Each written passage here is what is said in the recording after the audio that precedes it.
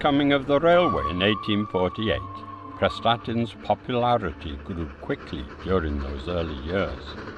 People would travel far and wide to holiday at Prestatyn, with its fine beaches and excellent holiday lodgings. The original Prestatyn station soon became inadequate for use due to its short and low platforms, which led to numerous accidents. Harry Thomas tells us about the original station. I'm here at the bottom of Prestatyn High Street, right outside Prestatyn's original railway station. It was designed by Francis Thompson, and today it's under preservation because it's the finest example of his work along the North Wales coast. It was opened in 1848, and vast numbers of people from the North and Midlands came down here on holiday. They spent a week or a day, and today it's an evocative reminder of the railway beginnings here in the town. A new, more modern and larger station was opened where it is today in 1897. E.T. Williams, chairman of the Public Health Committee here in Prestatyn, wrote this very apt verse in 1933. "If you are ill, don't take a pill, I'll tell you something better still. For sunshine and air, weather that's fair, and health-giving rest, Prestatyn is best." And I'll say hear, hear, hear to that. During the summer months, visitors to Prestatyn would visit other local attractions, such as Marion Mills and Dittert the Waterfalls.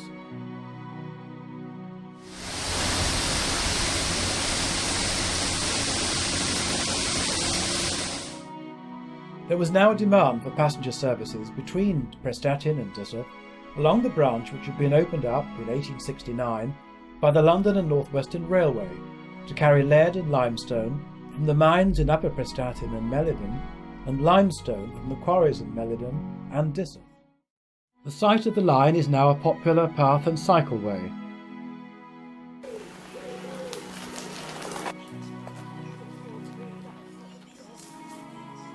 There are plans to turn this goods shed into a tourist centre, having a cafe and museum.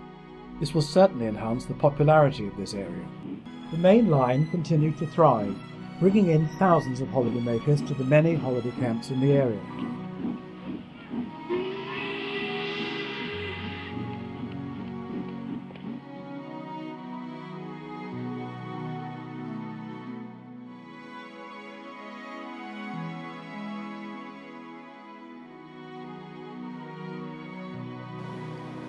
Today, the station continues to be important, not only for those arriving to holiday at the seaside, but also for the many who commute and visit the cities of Chester, Liverpool, Manchester, Birmingham, and of course London.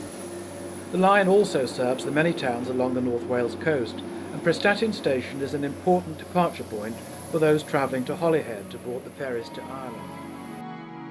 The station has seen many developments over recent years, and to make it an attractive location for passengers, a Friends of Prestatyn Station was formed, as told by Sherry Edwards, Secretary of the Friends.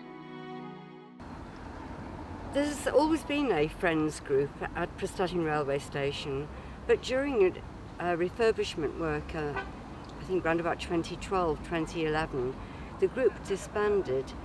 We reformed again in 2013 and looked at what we'd got facing us. Very unpopular steps, a ramp which people were complaining about, with lots of negative publicity. And so we decided that whilst we couldn't do anything with the actual physical things at the station, we could make it look nicer. And so we reformed and started with different applications. And our first job was to try and make the appearance of the station in the high streets look better. And so we put 6-tiered planters at the foot of the steps. That had two useful purposes. One, it kept litter off the rail line because there was a fence there, and the other one, it made what had been quite an unsightly fence into quite a nice offer.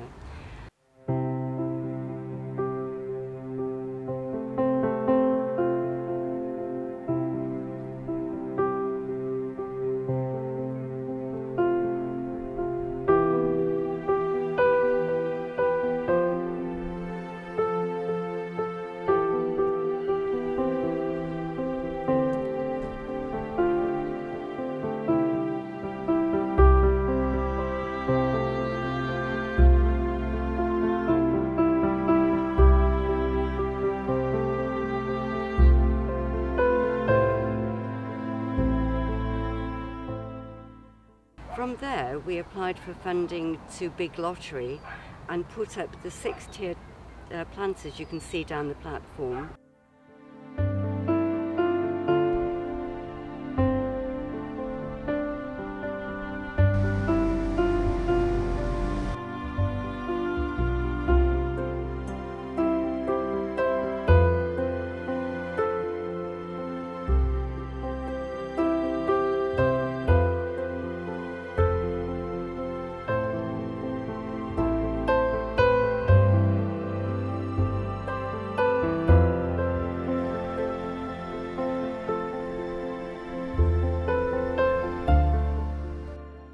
And also the amberol planter, which is self-watering. And we've done this by stages. We've got a small group at the moment of about 15, and they come various times, most especially in the early summer when we're doing the summer bedding, and also again in the autumn. Now from there we decided and looked and thought that the embankment over there was unsightly, and so was this disused platform. And then started lengthy negotiations between Arriva Trains and Network Rail. First of all, they couldn't agree with who owned the land, and so we didn't know who we were supposed to be negotiating with. And then it was a big legal tussle between Arriva Trains and Network Rail, and eventually Network Rail won, and they gave us the lease. And so then we started to apply for funding here, and we've got great ambitions for this platform. I think bearing in mind always that we regard the station as the gateway to the town and our shop window. So if we can make the station look really beautiful, those 18 million passengers going up and down might well be tempted to stop off. And so we've put these planters in, and this came with a grant from Berber Bank, the community fund, and it was a massive job. We had to first of all buy gates, and we're now leaseholders for the station, and so we've put the planters, there's 3 of them, well there's actually 6, but we've made 3 12-foot beds.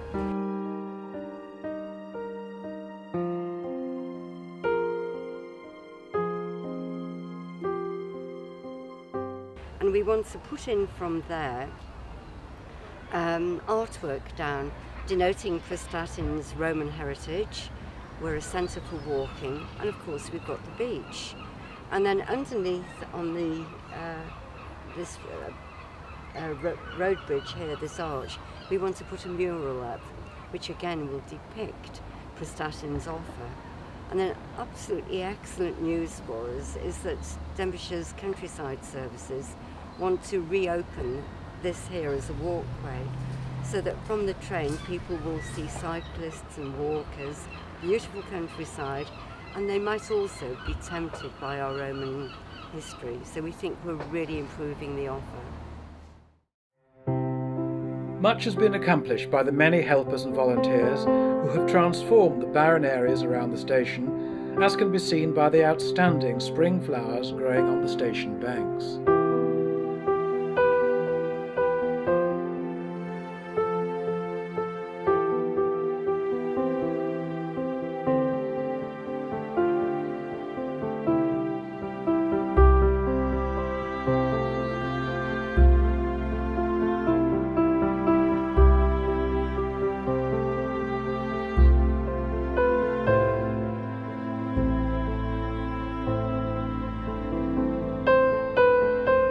The friends continue to work tirelessly, planting, watering and tending the stunning displays for passenger and visitors' enjoyment as they visit the town of Prestatyn.